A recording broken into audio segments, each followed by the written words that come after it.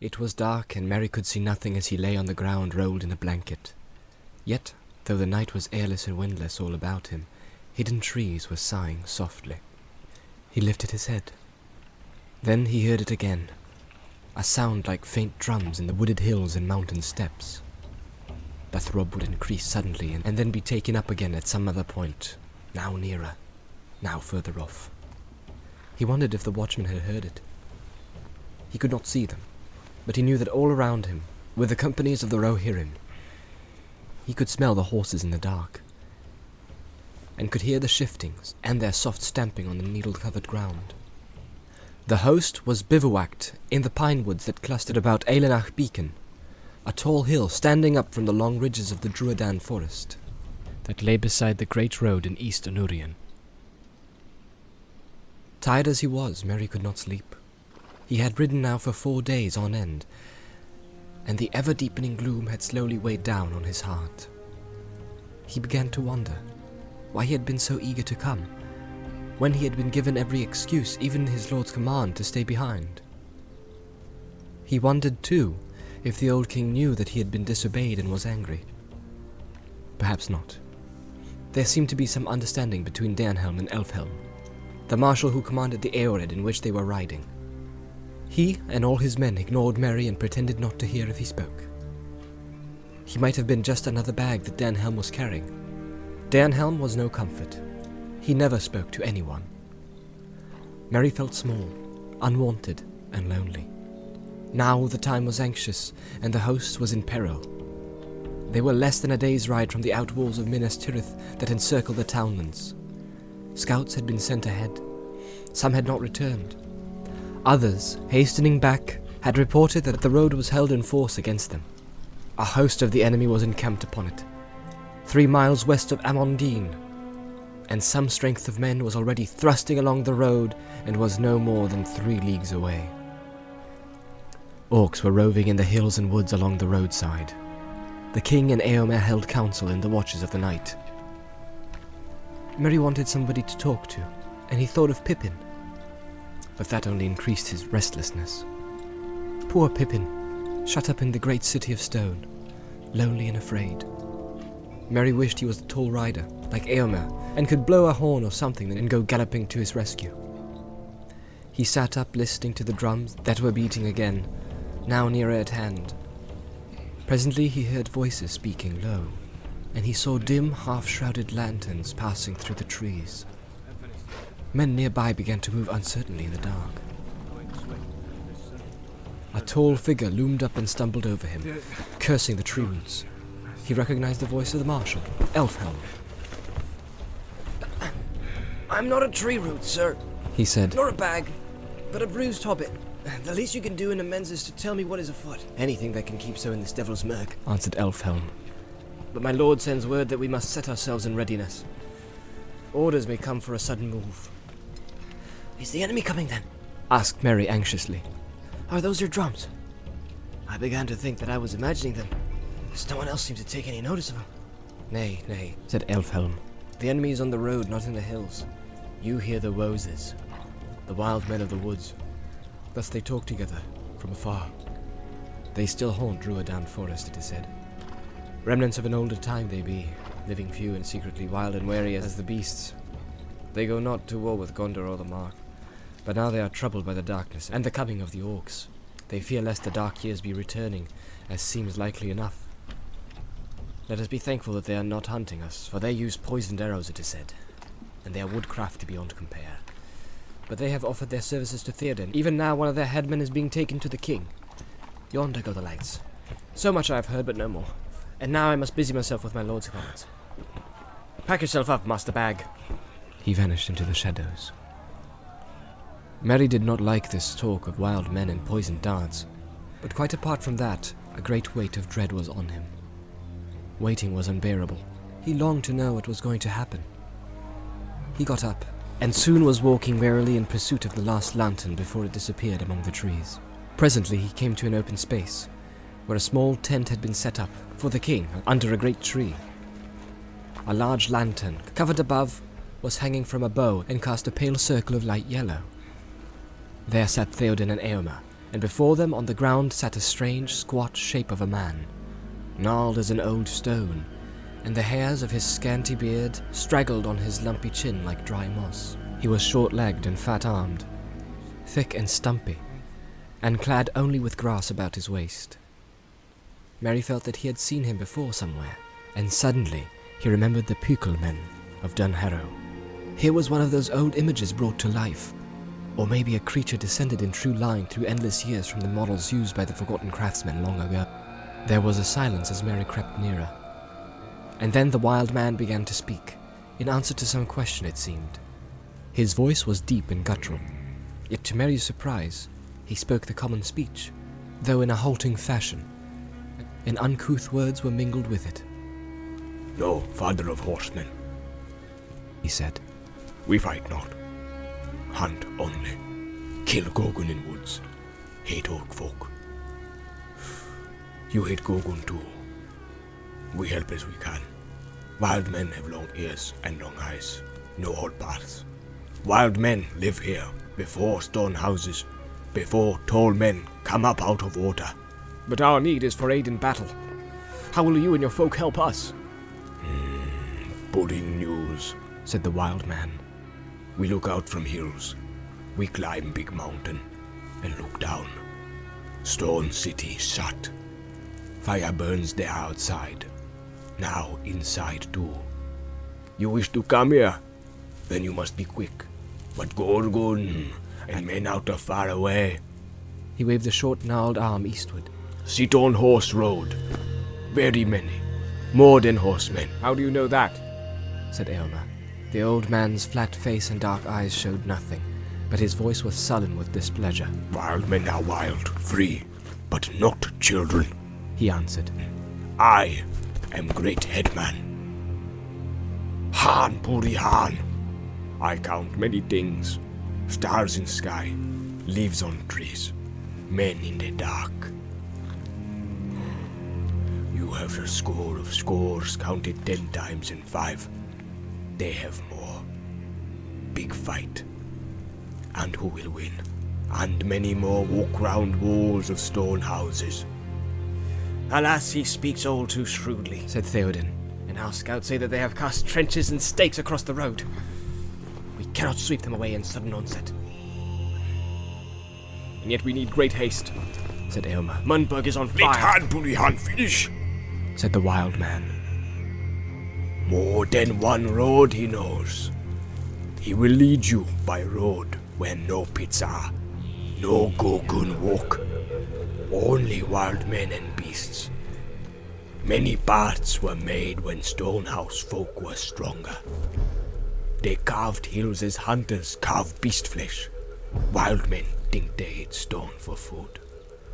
They went through Druadan to Rimmon with great rains. They go no longer. The road is forgotten, but not by wild men. Over hill and behind it lies still under grass and tree. There, behind Rimmon, and down to Dean and back at the end to Horseman's Road. Wild men will show you that road.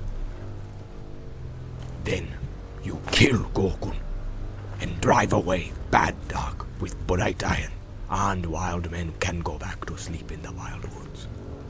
Eomer and the king spoke together in their own tongue. At length, Theoden turned to the wild man. We will receive your offer. He said, For though we leave a host of foes behind, what matter? If the stone city falls, then we shall have no returning. If it is saved, then the orc host itself will be cut off. If you are faithful, Han Buri Han, then we will give you rich reward, and you shall have the friendship of the Mark forever. Dead men are not friends to living men, and give them no gifts. said the wild man. But if you live after the darkness, then leave wild men alone in the woods, and do not hunt them like beasts anymore. Han Buri Han will not lead you into trap. He will go himself, with father of horsemen.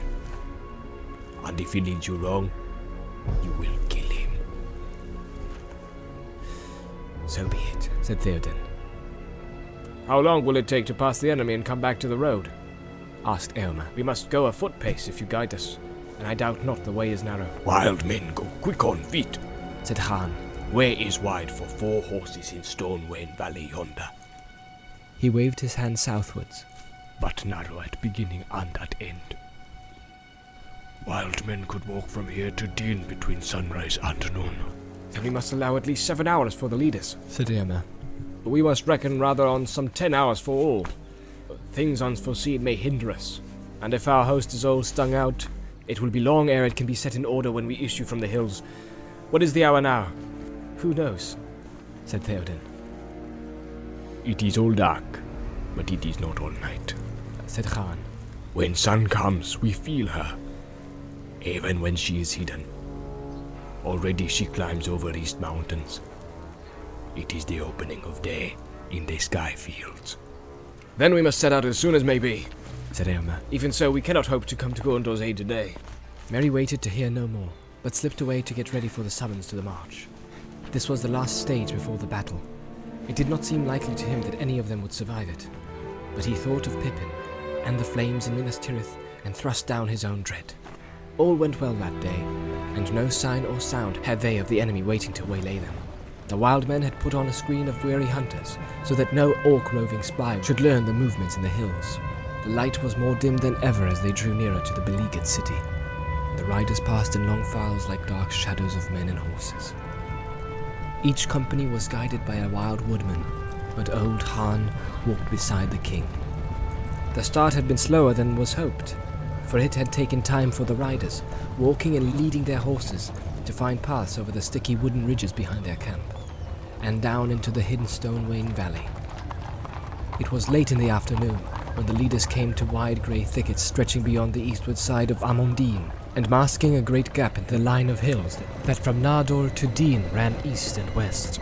Through the gap the forgotten Wain road long ago had run down, back into the main horseway from the city, through Anurian. But now, for many lives of men, trees had had their way with it, and it had vanished, broken and buried under the leaves of uncounted years.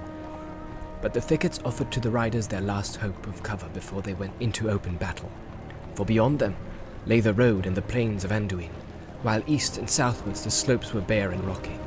As the Rithen hills gathered themselves together and climbed up, bastion upon bastion, into the great mass and shoulders of Mindoluin, the leading company was halted. And as those behind filed up out of the trough of the Stone Wain Valley, they spread out and passed to camping places under the grey trees. The king summoned the captains to council. Eomer set out scouts to spy upon the road, but old Khan shook his head. No good sending horsemen, He said. Wild men have already seen all that can be seen in the mad air. They will come soon and speak to me here. The captains came, and then out of the trees crept warily other pukel shapes, so like old Khan that Merry could hardly tell them apart. They spoke to Khan in a strange, throaty language. Presently Khan turned to the king. Wild men say many things, He said. First, be wary. Still many men in camp beyond Dean. An hour's walk yonder, He waved his arm west towards the black beacon. but none to see between here and Stonefolk's new walls. Many busy there. Walls stand up no longer. Gorgun knocked them down with earth thunder, and with clubs and black iron. They are unwary and do not look about them. They think their friends watch all roads. At that, old Khan made a curious gurgling noise, and it seemed that he was laughing. Good tidings, cried Eomer. Even in this gloom, hope gleams again. Our enemy's devices often serve us in his despite. The accursed darkness itself has been a cloak to us, and now, lusting to destroy Gondor and throw it down stone for stone, his orcs have taken away my greatest fear. The outwall could have been held long against us. Now we can sweep through, if once we win so far. Once again I thank you, Han Buri Han of the Woods, said Theoden. Good fortune go with you for tidings and for guidance. Kill Gorgun. Kill orc folk. No other words, please, wild men, answered Khan. Drive away bad air and darkness with bright iron. To do these things we have ridden far, said the king, and we shall attempt them. But what we shall achieve only tomorrow will show. Khan Budi Khan squatted down and touched the earth with his horny brow in token of farewell. Then he got up as if to depart, but suddenly he stood looking up like some startled woodland animal, snuffling a strange air. A light came in his eyes. Wind is changing! He cried, and with that, in a twinkling as it seemed, he and his fellows had vanished into the glooms, never to be seen by any rider of Rohan again. Not long after, far away eastward, the faint drums throbbed again. Yet to no heart in all the host came any fear that the wild men were unfaithful, strange and unlovely though they might appear. We need no further guidance, said Elfhelm. for there are riders in the host who have ridden down to Mundburg in days of peace. I, for one. When we come to the road, it will veer south, and they will lie before us still 7 leagues ere we reach the wall of the townlands. Along most of that way there is much grass on either side of the road. On that stretch the errand riders of Gondor reckon to make the greatest speed. We may ride it swiftly and without great rumour. Then, since we look for fell deeds and in the need of all our strength, said Eomer, I counsel that we rest now, and set out hence by night. And so time our going that we come upon the fields when tomorrow is as light as it will be, or when our lord gives the signal. To this the king assented, and the captains departed. But soon Elfhelm returned. The scouts have found naught to report beyond the Grey Wood, Lord, He said, save 2 men only. 2 dead men and 2 dead horses. Well, said Eomer, what of it? This, Lord, they were errand riders of Gondor. Hirgon was one, maybe. At least his hand still clasped the red arrow. But his head was hewn off, and this also. It would seem that the signs that they were fleeing westward when they fell. As I had read it, they found the enemy already on the outwall or assailing it when they returned. And that would be 2 nights ago if they used fresh horses from their posts, as they won't. They could not reach the city and turn back. Alas, said Theoden. Then Denethor has heard no news of our riding, and will despair of our coming. Need brooks no delay, yet late is better than never, said Eomer. and mayhap in this time shall the old say be proved truer than ever before since men spoke with mouth. It was night. On either side of the road, the host of Rohan was moving silently. Now the road, passing about the skirts of Mindoluin, turned southward. Far away and almost straight ahead, there was a red glow under the black sky of the sides of the great mountain, loomed dark against it. They were drawing near the Ramas of the Pelennor, but the day was not yet come. The king rode in the midst of the leading company, his household men about him. Elfhelm's Eored came next, and now Merry noticed that Danhelm had left his place, and in the darkness was moving steadily forward, until at last he was riding, just in rear of the king's guard. There came a check. Merry heard voices in front speaking softly. Outriders had come back, who had ventured forward almost to the wall. They came to the king. There are great fires, Lord. Said one. The city is all set about with flame, and the field is full of foes. But all seem drawn off to the assault. As well as we could guess, there are few left upon the outwall. And they are heedless, busy with destruction. Do you remember the Wild Man's words, Lord? Said another. I live upon the open wold in days of peace. Windfire is my name, and to me also the air brings messages. Already the wind is turning. There comes a breath out of the south. There is a sea tang in it, faint though it be. The morning will bring new things. Above the reek it will be drawn when you pass the wall. If you speak truly, Windfire, then may you live beyond this day in years of blessedness, said Theoden. He turned to the men of his household who were near, and spoke now in a clear voice, so that many also of the riders of the first Eored heard him. Now is the hour come, riders of the mark, sons of Eol! Foes and fire before you, and your homes far behind. The glory that you reap there shall be your own forever. Oaths ye have taken, now fulfill them all, to lord and land, and league of friendship! Men clashed spear upon shield. Eomer, my son, you lead the first Eored, said Theoden. and it shall go behind the king's banner in the center. Elfhelm, lead your company to the right when we pass the wall, and Grimbold shall lead his towards the left. Let the other companies behind follow these 3 that lead, as they have chance. Strike wherever the enemy gathers. Other plans we cannot make, for we know not yet how things stand upon the field. Forth now, and fear no darkness. The leading company rode off as swiftly as they could, for it was still deep dark. whatever change Windfire might forebode. Merry was riding behind Downhill, clutching with the left hand, while with the other he tried to loosen his sword in his sheath. He felt now bitterly the truth of the old king's words. In such a battle, what do you do, Meriadoc? Just this, He thought. encumber a rider and hope that best to stay my seat and not be pounded to death by galloping hoofs. It was no more than a league where the outwalls had stood. They soon reached them, too soon for Merry.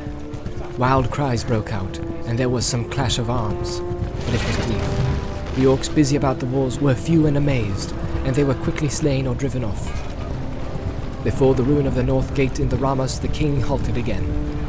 The first Eored drew up behind him, and about him on either side. Dernhelm kept close to the king, though Elfhelm's company was away on the right. Grimbold's men turned aside, and passed round to a great gap in the wall further eastward. Merry peered from behind Dernhelm's back.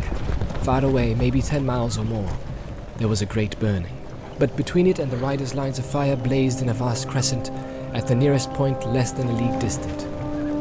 He could make out little more on the dark plain, and as yet he neither saw any hope of morning, nor felt any wind, changed or unchanged. Now silently the host of Rohan moved forward into the field of Gondor, pouring in slowly but steadily, like the rising tide through breaches in a dike that men have thought secure. But the mind and will of the Black Captain were bent wholly on the falling city. As yet no tidings came to him warning that his designs held any flaw. After a while the king led his men away somewhat eastward to come between the fires of the siege and the outer fields. Still they were unchallenged, and still Theoden gave no signal. At last he halted once again. The city was now nearer. A smell of burning was in the air, and a very shadow of death. The horses were uneasy, but the king sat upon Snowmane, motionless, gazing upon the agony of Minas Tirith, as if stricken suddenly by anguish or by dread. He seemed to shrink down, cowed by age. Merry himself felt as if a great weight of horror and doubt had settled on him. His heart beat slowly.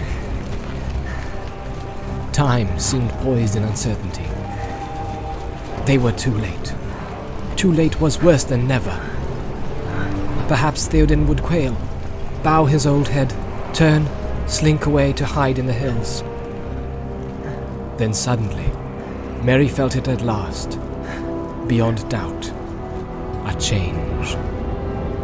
Wind was in his face, light was glimmering. Far, far away in the south, the clouds could be dimly seen as remote grey shapes, rolling up, drifting.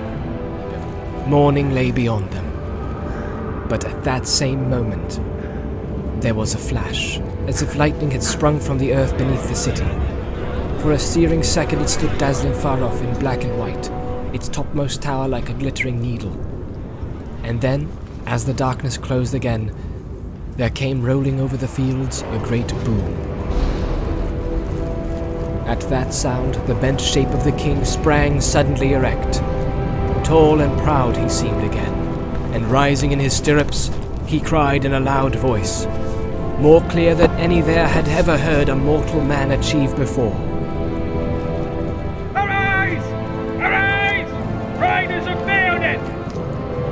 Hell needs awake! Fire and slaughter! Spear shall be shaken! Shields be splintered! A sword day! A red day! Ere the sun rises! Right now! Right now! Right to Gondor! With that, he seized a great horn from Guthlaf, his banner-bearer, and blew such a blast upon it that it burst asunder. And straightway all the horns in the host were lifted up in music, and the blowing of the horns of Rohan in that hour was like a storm upon the plain and a thunder in the mountains. Right now! Right now! Right to Gondor! Suddenly the king cried to Snowmane, and the horse sprang away. Behind him his banner blew in the wind. White horse upon a field of green, but he outpaced it. After him thundered the knights of his house, but he was ever before them. Éomer rode there, the white horsetail of his helm floating in his speed, and the front of the first Eored roared like a breaker foaming in the shore. But Theoden could not be overtaken. Fey he seemed, for the battle fury of his fathers ran like new Tyre in his veins. And he was borne up on Snowmane like a god of old, even as Orome the Great, in the battle of the Valar when the world was young. His golden shield was uncovered, and lo, it shone like an image of the sun, and the grass flamed into green about the white feet of his steed. For morning came, morning and a wind from the sea, and the darkness was removed, and the hosts of Mordor wailed, and terror took them, and they fled, and died, and the hooves of wrath rode over them. And then all the host of Rohan burst into song, and they sang as they slew.